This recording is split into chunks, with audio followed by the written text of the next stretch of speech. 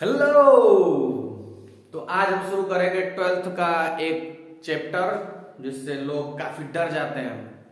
मतलब लोग हैं, सभी नहीं, कुछ लोग डर जाते हैं एकदम कि करे क्या। बात ये भी है कि वही पोर्शन सबसे ज्यादा है, फिजिक्स में भी केमिस्ट्री में भी, जहाँ देखो वही आता है। तो उस पोर्शन को पढ़ेंगे हम लोग। उसका नाम है इंटीग्रेशन। कुछ लोग जानते होंगे पहले से, क्योंकि पहले से बता देंगे कि वीडियो बनने वाला है ये इंटीग्रेशन पे। ठीक है, ठीक है। तो इंटीग्रेशन पे ये वीडियो है, तो बढ़िया से देखिए। मतलब वीडियो खत्म होने तक, मतलब वीडियो खत्म होने का मतलब ये तो छोटा सा ही वीडियो बनने वाला है। तो इसके बाद भी वीडियो बनते रहेंगे बनते रहेंगे, मतलब बहुत जल्दी ये खत्म कर दिया जाएगा चैप्टर, कैसे भी चैप्टर खत्म कर दिया जाएगा। तो बात इतनी सी है कि जितना भी पढ़ाया जाएगा वो उतना याद हो जाएगा आपको। मैथ है लेकिन कुछ नहीं है, मजाक ही है, समझ लीजिए। बस आप ध्यान से सुनते रहिए और बातों को मेरे साथ दोहरा देंगे तो भी ठीक, नहीं तो भी ठीक, दोहराएंगे लेकिन आप, ठीक है। चलिए ठीक, शुरू करते हैं। बीच बीच में थोड़ा ब्लर हो जाता है तो परेशान होने की जरूरत नहीं है, हो जाएगा, सही हो जाएगा, ठीक है। तो शुरू करें, शुरू करते हैं। इंटीग्रेशन, इंटीग्रेशन, समाकलन, एनसीईआरटी का ये चैप्टर 7 है। चैप्टर 7 बुक सेकेंड, जो सेकेंड वाली बुक है, उस सेकेंड वाली बुक में थोड़ा सा पहले है। हमारा टारगेट ये रहेगा कि हम आपको क्योंकि देखिए बिना डिफरेंशिएशन के इंटीग्रेशन आप पढ़ नहीं सकते हैं। पहली बात, इंटीग्रेशन क्या होता है, डिफरेंशिएशन क्या होता है, बहुत मजाक से चीजें हैं। कई लोग पूछ जाते हैं इसी में बताने के लिए डिफरेंशिएशन क्या है, इंटीग्रेशन क्या है। छोटी सी बात ये जान लीजिए कि किसी भी कोई ऐसी चीजें जानते हैं जिनका आप कुछ डायग्राम उसको देखे ही नहीं है, और उनको उनका एरिया निकालना है, वॉल्यूम निकालना है, पूरा एंड टू एंड तक, तो उसके टुकड़े टुकड़े करके जोड़ते हैं। तो उसके प्रयोग के लिए हम लोग इंटीग्रेशन का प्रयोग करते हैं। जोड़ना समझ लीजिए, इसका जोड़ते हैं इंटीग्रेशन में, यही समझ लीजिए, इसका शाब्दिक अर्थ यही है। मतलब एरिया निकालना है हम लोगों को, इसका मतलब समझिए आप। तो जरूरत नहीं है ज्यादा जानने की, वो जब जरूरत पड़ती है, आप देखो, आप उसका एप्लीकेशन जब यूज किया जाता है तो आप जान जाएंगे वैसे कि हाँ यहाँ यूज होता है, वहाँ यूज होता है। तो हमको फालतू उसके बारे में बोलने की जरूरत नहीं है, हम शुरू करते हैं डायरेक्ट समाकलन। हम समाकलन को और डिफरेंशिएशन से रिलेट करेंगे, क्योंकि समाकलन है कुछ नहीं, डिफरेंशिएशन का उल्टा ही है, उल्टा प्रोसेस है। तो कुछ डिफरेंशिएशन आपको आना चाहिए और उसका तुरंत धड़ा धड़ एकदम हम लोग उसका फार्मूला लगाना आना चाहिए, एकदम एकदम हमको इंटीग्रेशन में तुरंत डिफरेंशिएशन आना चाहिए। तभी तो हम अगर कोई एज्यूम करना है, कोई मानना है, तुरंत मानेंगे, वो लगा लेंगे तुरंत। तो आपको इतनी सारी चीजें आनी चाहिए, आनी चाहिए। आती नहीं है कोई बात नहीं, हम पढ़ा तो रहे हैं ना, तो मतलब हम पहले पढ़ा देंगे, उसके बाद आपको ये नहीं लगेगा कि क्या मानना था क्या नहीं। तो आप एकदम सोचने लगेंगे धीरे धीरे धीरे धीरे, आप दिमाग आपका विकसित हो जाएगा, एकदम खत्म खत्म सब कुछ कर देंगे हम। चलिए देखिए, शुरू करते हैं। ज़्यादा बात कर देंगे तो वीडियो 5 मिनट की हो जाएगी, कहेंगे कि बात ज़्यादा करते हैं सर जी। शुरू करते हैं। समाकलन, समाकलन कुछ नहीं है, रिवर्स ऑफ डिफरेंशिएशन है। डिफरेंशिएशन का उल्टा है, अवकलन का उल्टा है ये। इसको प्रति अवकलन भी कहते हैं, एंटी डेरिवेटिव भी कहते हैं। तो डिफरेंशिएशन के एक फार्मूले से हम शुरू करते हैं। डिफरेंशिएशन को हम लोग ऐसे दिखाते हैं, अवकलन को ऐसे दिखाते हैं, डी डीएक्स ऐसे दिखा देंगे, और यहाँ पर दिखा दीजिए, जैसे मान लीजिए हम दिखा दिए एक्स के पावर एन टाइप वाले क्वेश्चन को। इसका भी अप्लाई हम लोग इंटीग्रेशन के साथ करेंगे, ताकि ये ना रह जाए कि इंटीग्रेशन पढ़ा रहे उसमें डिफरेंशिएशन पढ़ा दिया। वैसे इंटीग्रेशन पढ़ना, डिफरेंशिएशन पढ़ने, डिफरेंशिएशन का रिवीजन समझ लीजिए, ठीक है। तो डिफरेंशिएशन अलग से चैप्टर हम कभी पढ़ाएंगे, हो सकता है कभी पढ़ाएं, और हम कोशिश करेंगे कि इसी साल पढ़ा के खत्म करें, आपके बोर्ड एग्जाम होने से पहले, ठीक है। चलिए देखते हैं। तो एक्स के पावर n इक्वल टू होता है कुछ, आपको करना नहीं है डिफरेंशिएशन, आप पहले जानिए कि आप डिफरेंशिएशन कर रहे हैं। डिफरेंशिएशन का डिजाइन कैसे होता है, डी डी एक्स नीचे लिख देते हैं, डी डी एक्स नीचे लिख देते हैं ऐसे, और यहाँ पर एक्स की पावर n। इसका मतलब ये है कि आप एक्स की पावर n का डिफरेंशिएशन कर रहे हैं इस एक्स के रिस्पेक्ट में, ठीक है। इस एक्स के रिस्पेक्ट में हम क्या कर रहे हैं, एक्स का डिफरेंशिएशन करना है। जो एक्स की खोपड़ी पे n जो लिखा हुआ है n, इस तरह के टर्म का डिफरेंशिएशन कर रहे हैं आपको ये समझ में आना चाहिए। तो ये याद आपको हो जाएगा तुरंत। अभी देखिए हम आपको कैसे याद करा देते हैं। ये n जो यहाँ पर लिखा हुआ है, तो n को ये जो खोपड़ी पे चढ़ा हुआ है, इस खोपड़ी से नीचे उतारिए, ठीक है। तो ये खोपड़ी से उतारिए और ऊपर जो लिखा था उसमें एक कम कर दीजिए, मतलब n लिखा हुआ था उसमें से एक घटा दीजिए। अब कहीं भी खोपड़ी से उतार दिया, देखिए कोई मतलब नहीं है, आपको याद कराना है बस, मतलब ये तो याद हो गया होगा आपको कि खोपड़ी से उसको नीचे उतार देना है और x की पावर n माइनस 1 कर देना है, और यहाँ पे लिख देंगे सीधे डी, सॉरी कुछ नहीं लिखेंगे, कुछ नहीं लिखेंगे। तो डी डी एक्स का और एक्स की पावर, मतलब एक्स की पावर n का हम लोग डिफरेंशिएशन कर रहे थे, अवकलन कर रहे थे एक्स के सापेक्ष, ठीक है। हाँ, तो जैसे एक एग्जांपल ले लिया जाए कि D D x of x power 5, इसका करना है। एक्स की पावर 5 का डिफरेंशिएशन करना है। तो डिफरेंशिएशन हम लोग कैसे करेंगे, ये जो 5 लिखा हुआ है 5 को आगे खुदा दीजिए, खुदा दिए, 5 में से एक घटा दीजिए, वही तो बताया अभी कि एक कम कर दीजिए उसमें, तो 5 में से एक कम करेंगे तो 4 हो जाएगा। तो ये भी हो गया फार्मूला लग गया। थोड़ा सा और, ताकि आपका दिमाग एकदम पूरा खुल जाए बढ़िया से। एक्स की पावर 2, तो आप कहेंगे सर जी 2 को आगे काट दीजिए, एक्स की खोपड़ी पे 2 से 1 कम मतलब 1 कर दीजिए, मतलब हो गया सर, 1 नहीं लिखते हैं हम लोग पावर, हाँ ठीक है। तो D D x of x की खोपड़ी पे 3, आप कहेंगे सर जी 3 को आगे कीजिए और ऐसे लिख दीजिए, हो गया सर जी। फिर कहोगे नहीं सर जी आप गलत बोल रहे हैं, इसकी खोपड़ी पे तो 3 से 1 कम किए नहीं है, 2 लिखना चाहिए था आपको, ठीक है लिख देते हैं। D D x of x की पावर a, अब कौन सर जी आप सारा ना इंसाफी, अब ये एक ही लिख रहे हैं यहाँ पे, ठीक। देखिए सुनिए, यक्स वाई जेड, और जब तक कहा नहीं जाए या जब तक हम लोग माने नहीं कि ये चर है, चर अलग होता है, कांस्टेंट है तो उसको कांस्टेंट को बाहर कर दिया जाएगा। कांस्टेंट का डिफरेंशिएशन 0 होता है। अगर आपको कांस्टेंट दिख रहा है, कांस्टेंट मतलब जिसकी वैल्यू फिक्स है, जैसे 5 तो 5 है, 6 तो 6 है, आप यहाँ पर X Y Z S U V T के अलावा किसी को कांस्टेंट नहीं मानेंगे, मतलब बस उन्हीं को वेरिएबल माना जाएगा। वेरिएबल मतलब जैसे ये यक्स है, इनकी वैल्यू बदलती रहती है। वेरिएबल मतलब वैल्यू बदल सकती है, कुछ भी वैल्यू हो सकती है, वो वैल्यू कुछ भी रख सकता है, ठीक है। और कांस्टेंट का मतलब ये है, ठीक है, कांस्टेंट मतलब फिक्स है, जैसे 5 है और a है, कुछ भी हो उसमें कुछ फिक्स रहेंगे, तो उनका डिफरेंशिएशन अगर अकेले है तो उनका 0 हो जाएगा, और अगर किसी फंक्शन के साथ है तो उसको फंक्शन से बाहर कर देंगे हम लोग। तो जैसे कांस्टेंट है अगर, तो उसका अगर आपको डिफरेंशिएशन कोई करने के लिए बोल दे किसी के रिस्पेक्ट में, कोई भी रिस्पेक्ट हो उसके, तो यहाँ पर बराबर हो जाएगा उसका 0। आप ध्यान से लेक्चर को देखिए, एकदम बात समझ में आएगी पूरी। लेकिन अगर वही कांस्टेंट जैसे मान लीजिए D D x of a लिख दिया है, तो a का हो गया 0, कुछ भी हो, तो डी डी ये हो गया 0। और अगर जैसे मान लीजिए D D x of a into x की पावर 5 आ गया, तब क्या करेंगे, तो आप ये करेंगे क्योंकि वो आ गया किसी के साथ, किसी फंक्शन के साथ, हो गया वो शेर, तो आप बन गए सवा शेर, तो उसको a को करके यहाँ से टांग के निकाले बाहर, तो a को बाहर निकालेंगे उस दशा में डी एक्स और एक्स की पावर 5, और अपना आप फार्मूला लगा दीजिए कि a तो ठीक है, और 5 को हम लोग आगे कुदाते हैं जैसा कि आप बताया पहले सर जी, 5 एक्स की पावर 5 में से 1 घटा देंगे हम लोग, 5 में से 1 घटा देंगे तो हो जाएगा 4। तो सिंपल सी बात है, तो ठीक है। तो इसको धीरे धीरे हम आगे बढ़ाते हैं। अब देखिए जरा ध्यान से, इसका डिफरेंशिएशन ये है, समझिए ध्यान से, इसका डिफरेंशिएशन ये है, तो इसका डिफरेंशिएशन ये है, तो इसका अगर हम इंटीग्रेशन करेंगे तो ये आएगा रिवर्स लॉ के हिसाब से, मतलब ये क्या कहते हैं, समाकलन की परिभाषा से, समाकलन का जो डिफिनेशन है कि उल्टा उसका उल्टा ही है बस, ठीक है।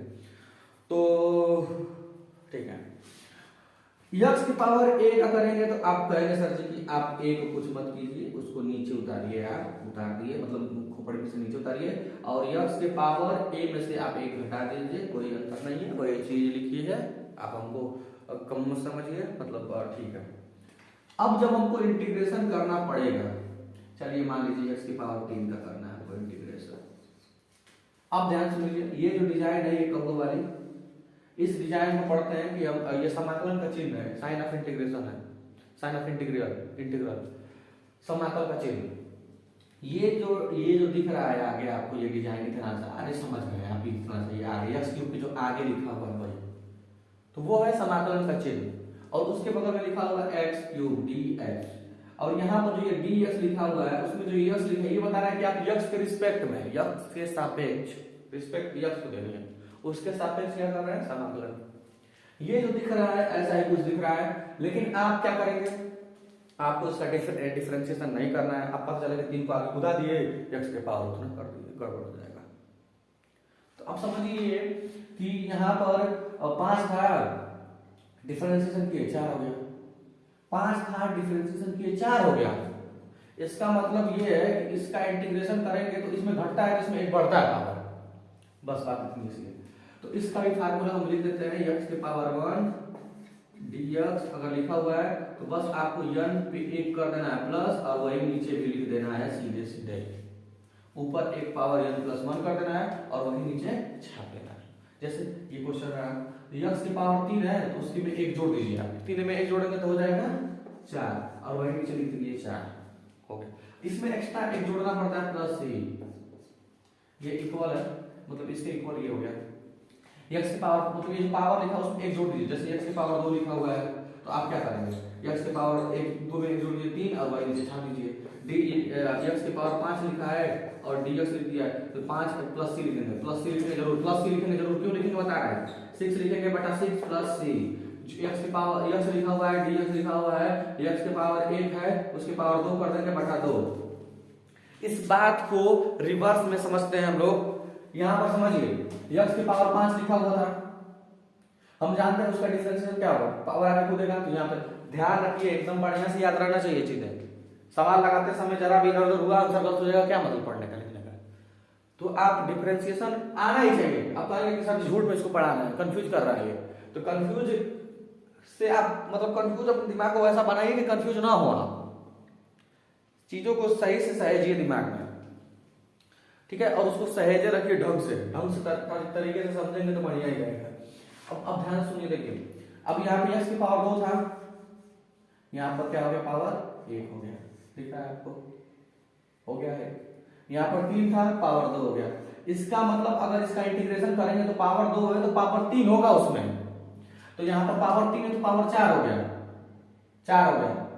अब क्योंकि अगर यक्स की पावर 4 का हम डिफरेंशिएशन करते हैं तो 4x क्यूब आता, 4 को आगे कुदाते हम लोग डिफरेंशिएशन करते तो, और पावर 4 में से 1 घटाते 3 होता।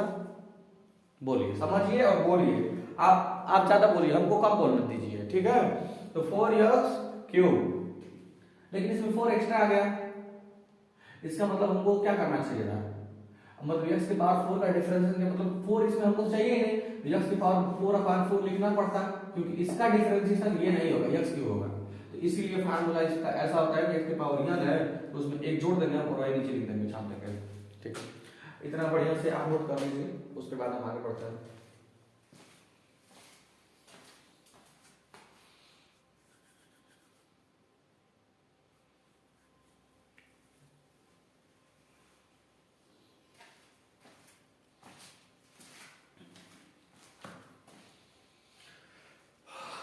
लिख लीजिए, बिठा देते हैं, रोक के लिखिए, रोक के बिठा देते हैं।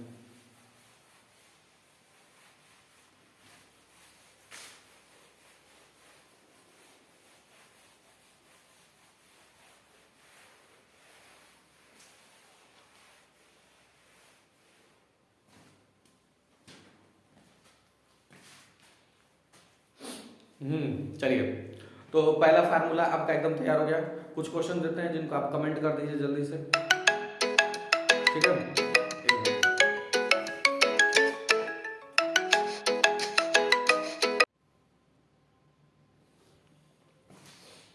चलिए देखिए, अब हम थोड़ा उसको आगे बढ़ाते हैं फार्मूले।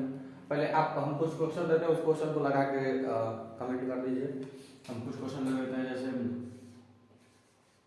रूट एक्स डी एक्स, इसका करना है आपको सीधा सा फार्मूला ये यूज करना है कि x की पावर अगर n है, x की पावर अगर n है तो आपको कुछ करना नहीं है, उसको सीधे बस ऊपर एक जोड़ देना है, n + 1 कर देना है। मतलब ये जो n लिखा है उसमें एक जोड़ेंगे, मतलब जो भी है उसमें एक जोड़ देंगे और वही चीज नीचे भी लिख देंगे तो आपका आंसर आ जाएगा बस। और +c लिखना पड़ेगा। +c क्यों लिखते हैं धीरे धीरे आप समझ जाएंगे अपने आप, ठीक है। अभी हम बताना जोड़ में टाइम लगेगा। रूट एक्स का कर दीजिए। रूट एक्स का मतलब कुछ नहीं होता है, ये जो रूट लिखा हुआ है ना, इस रूट एक्स का मतलब कुछ नहीं होता है, बस एक्स की खोपड़ी में 1/2 लिखना होता है। तो आप पहला क्वेश्चन आपका ये है कि आप ये कीजिए।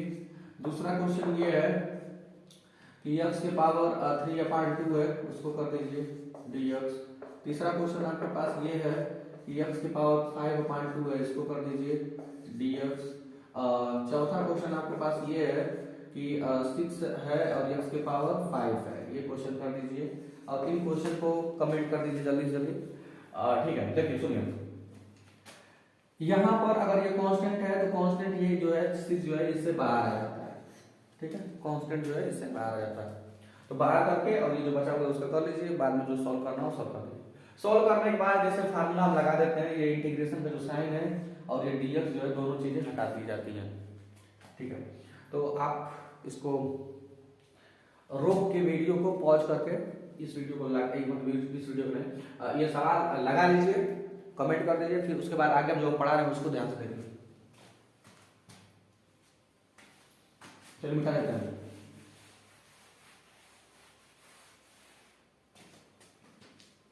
चलिए कुछ फार्मूले हैं जिनको याद ही नहीं करना है, ठीक है। कुछ फार्मूले जिनको याद नहीं करना, तो d dx of sine x लिख देते हैं, d dx of sine x. तो क्या सही में नहीं याद करना है? तो नहीं याद करना, सही बात। तो आप जान लीजिए कि डिफरेंशिएशन अगर करेंगे तो साइन का कॉस होता है और कॉस का साइन, बस कुछ याद नहीं करना है। साइन कॉस में जाएगा, कॉस साइन में आएगा।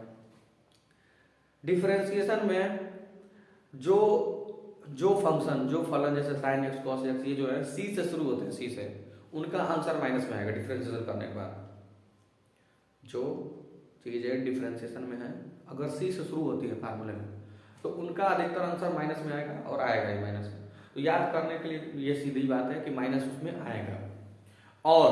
और बात ये है कि आप ध्यान से सुनिए, पहले तो साइन कॉस में जाएगा, कॉस साइन में आएगा, डिफरेंशिएशन इंटीग्रेशन दोनों में। तो साइन एक्स का कॉस एक्स होगा, क्योंकि अभी हम लोग डिफरेंशिएशन वाली चीजें देख रहे हैं। क्यों देख रहे हैं? क्योंकि जरूरत एकदम लगातार पढ़ने वाली है, 7 7 2 इसका उसका एक 7 7 7, ठीक है। तो साइन एक्स का डिफरेंशिएशन कॉस एक्स होता है, तो क्या बात हो गई? तो cos x का इंटीग्रेशन, cos x का इंटीग्रेशन sin x होगा, ठीक है। लेकिन प्लस c लिख देंगे हम इसके साथ उपहार स्वरूप, ठीक है।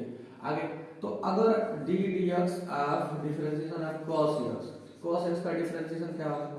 क्योंकि अभी हम नहीं है, फिर dx में लिखना है, यही होगा। हम भी खुद कंफ्यूज होंगे, ठीक है, लेकिन कोई बात नहीं, लेकिन पढ़ना जरूरी है। अब क्योंकि एक साथ लिख रहे हैं तो ऐसा हो रहा है, एक साथ लिखने की जरूरत नहीं पड़ेगी हमें शाम को हर बार। तो d dx of cos x, अभी हम बताएं कि sin cos बताएं तो sin लिख दीजिए। और ये भी बताया कि अगर चीजें किसमें है, डिफरेंशिएशन में है, तो अगर c से कोई है शुरू, जिससे से शुरू हुई है, तो इसका इंटीग्रेशन करेंगे तो इसमें माइनस आ जाएगा, प्लस c, नहीं सॉरी ये c नहीं, इसमें नहीं, इंटीग्रेशन में लगाते हैं, इसमें नहीं लगाना है, तो माइनस साइन ले। अब अगर हमको लिखना पड़े यहाँ पे कि d dx integration of sine x dx, अगर कोई पूछ रहा है तो हम सोचेंगे जब, तो साइन x का तो cos x होगा, ये तो हम लिख देंगे तुरंत। साइन x का cos x होगा, हम तो जानते ही है, बात कि साइन का cos का साइन, हमारा सर बता दिए हमको, हम जान चुके हैं हम। तो साइन का cos और cos का साइन, तो ठीक है। तो इसके आगे हमको कुछ करना है नहीं, इसमें बस इसके आगे क्या लगा देना है, इसके आगे लगा देना है हम आपको माइनस। क्यों? क्योंकि इसका आंसर आया cos में। अभी हम बताएं कि डिफरेंशिएशन में करो, डिफरेंशिएशन में हो तो पहले माइनस देखिए, पहले देखिए, मतलब क्वेश्चन में देखिए, पहले देखिए। और अगर इंटीग्रेशन में हो तो बाद बाद में का मतलब आंसर में। आंसर में देखिए, अगर आंसर में आंसर जो है सी से शुरू हो रहा है इंटीग्रेशन में, तो उसके आगे माइनस लग जाएगा। और अगर डिफरेंशिएशन में है तो सी से अगर शुरू है तो पहले देखिए मतलब सी से है तो उसका आंसर माइनस में आएगा, तो यही बात है। तो माइनस कॉस एक्स प्लस सी। इंटीग्रेशन वाले में जब इंटीग्रेशन करते हैं तो प्लस सी लिखते हैं, निश्चित अनिश्चित समाकलन इसे भी कहते हैं। इसे अनिश्चित समाकलन कहते हैं क्योंकि यहाँ पे सी लिख देते हैं हम लोग। सी क्यों लिखते हैं जान जाएंगे जल्दी से। चलिए ठीक है, तो दो फार्मूले आपके तैयार हो चुके हैं, दो क्या तीन फार्मूले तैयार हो गए। एक फार्मूला और हम बोल देते हैं e के power x. e power x अगर dx लिखा हुआ है तो e पावर यक्स, इसका डिफरेंशिएशन इंटीग्रेशन सब यही होता है, फायदा उठा लीजिए इसका। e पावर यक्स का e पावर यक्स ही होगा। इस पे खतरनाक सवाल हो जाते हैं क्योंकि हम इसको हल्के में ले लेते हैं, e पावर यक्स हो गया तो ठीक है। और आगे बढ़ते हैं, चलिए सुनिए। एक टर्म इसका डिफरेंशिएशन भी यही होता है, इंटीग्रेशन भी यही होता है। चलिए तो फार्मूला नंबर 2 लिख देते हैं इसको। फार्मूला नंबर कहाँ गया यार, फार्मूला नंबर 3 और फार्मूला नंबर ये हो गया 4। Formula number 5, differentiation of log X. Log X, differentiation of log X equal to होता है 1 अपॉन यक्स, ठीक है। लॉग एक्स का डिफरेंशिएशन 1 अपॉन यक्स, ठीक है, आपको जल्दी याद होता है। तो डी डीएक्स लॉग एक्स का डिफरेंशिएशन होता है 1 अपॉन यक्स और 1 अपॉन यक्स का इंटीग्रेशन हो जाएगा, तब आप जानते हैं कि रिवर्स की परिभाषा से लॉग यक्स प्लस सी, ठीक है आंसर ये, ठीक है। तो नोट करिए,